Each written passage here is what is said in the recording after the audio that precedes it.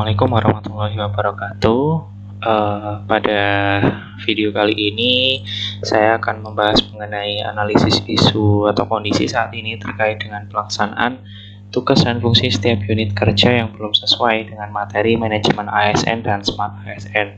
Nah, video ini sebagai salah satu kualifikasi untuk memenuhi tugas dari tutor. Jadi di sini nama saya Kurniawan Dwi Bawa, saya angkatan 23 kelompok 4. Instansi yang saya tempati adalah Politeknik Negeri Madiun.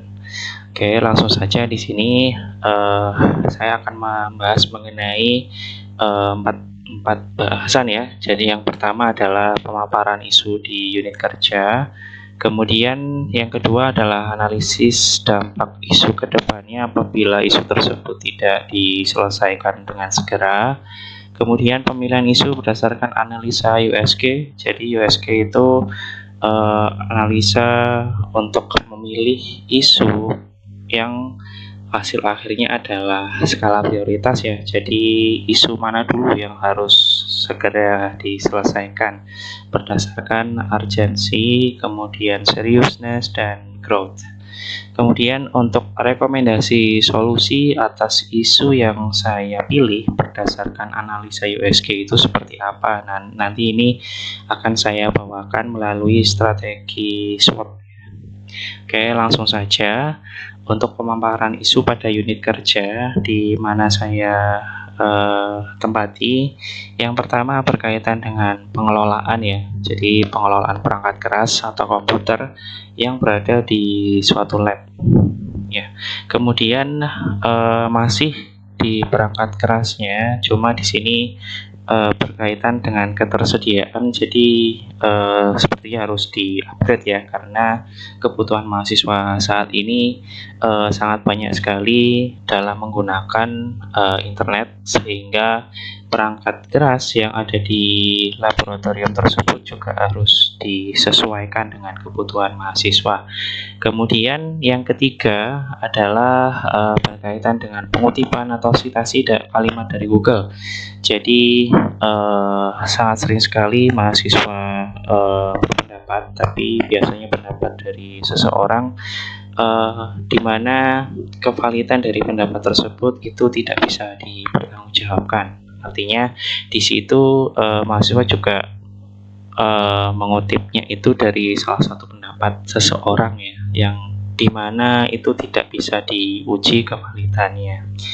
Oke, kemudian pembahasan yang selanjutnya adalah dari isu yang saya angkat itu tadi, saya analisa dampak isu ke depannya apabila tidak saya selesaikan dengan segera.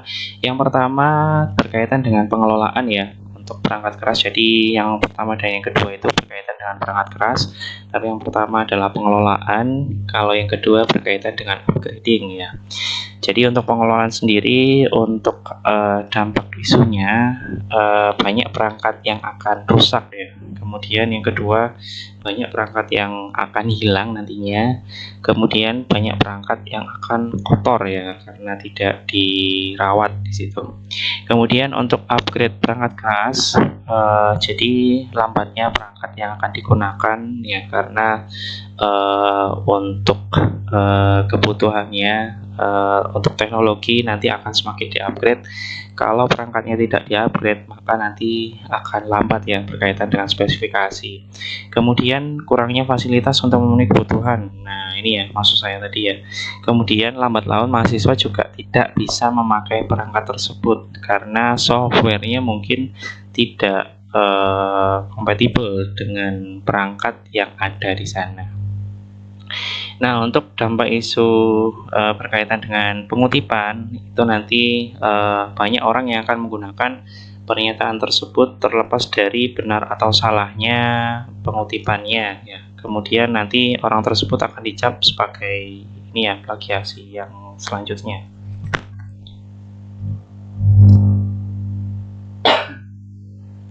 Kemudian untuk pemilihan isu berdasarkan analisa USG, jadi berdasarkan analisa USG tersebut di sini yang saya pilih itu adalah pengelolaan perangkat keras karena dari urgency, seriousness, dan growth jumlahnya itu lebih banyak daripada yang lainnya.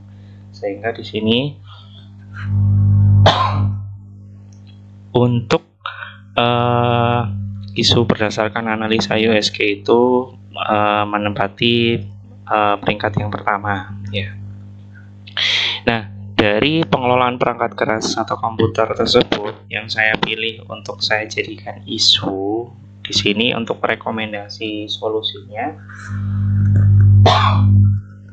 saya menggunakan analisa SWOT. Jadi ada strength, weakness, opportunity, sama threat ya. Jadi untuk strength atau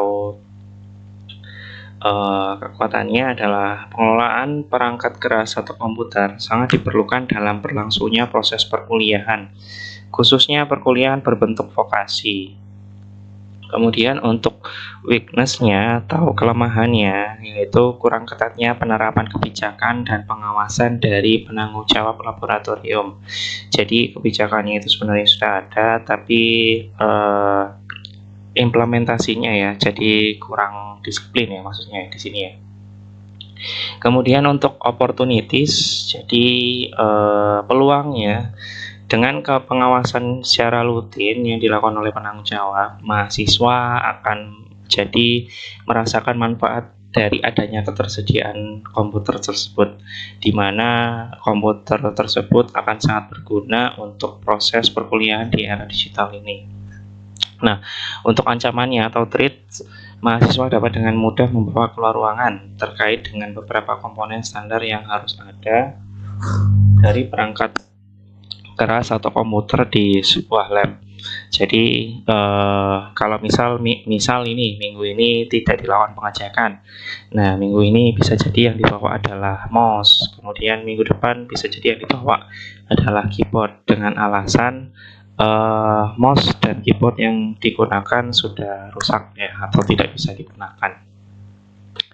Kemudian pemilihan gagasan berdasarkan analisa SWOT-nya di sini saya pakai strategi yang WT ya, jadi weakness dan threat. Jadi lebih ke ini ya, solusinya melihat dari kelemahan dan ancaman ya, gitu. Jadi untuk penjelasannya, seorang mahasiswa akan dengan mudah memanfaatkan kesempatan seperti membawa komponen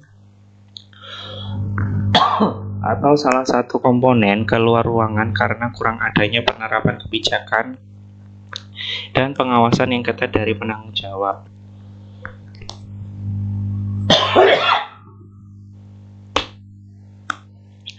Terbentuknya SOP dan GIR akan sangat membantu dalam pengelolaan laboratorium praktik. Namun, harus diimbangi dengan pengecekan secara rutin yang bisa dilakukan setiap 2-3 kali pengecekan oleh penanggung jawab agar SOP dan GIR bermanfaat sebagaimana mestinya.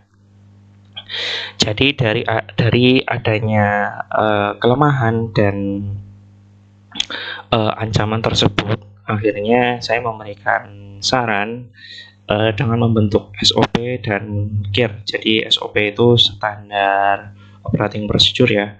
Jadi dari awal mahasiswa tersebut membuka lab, kemudian yang dilakukan itu apa, semuanya tertera di SOP tersebut sampai mahasiswa tersebut meninggalkan ruangan.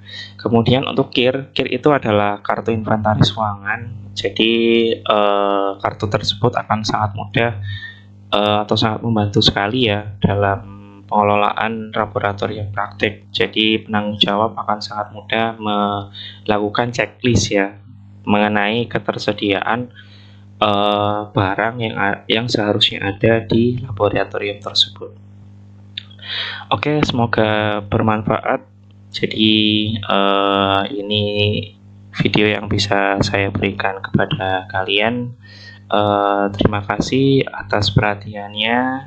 Wassalamualaikum warahmatullahi wabarakatuh.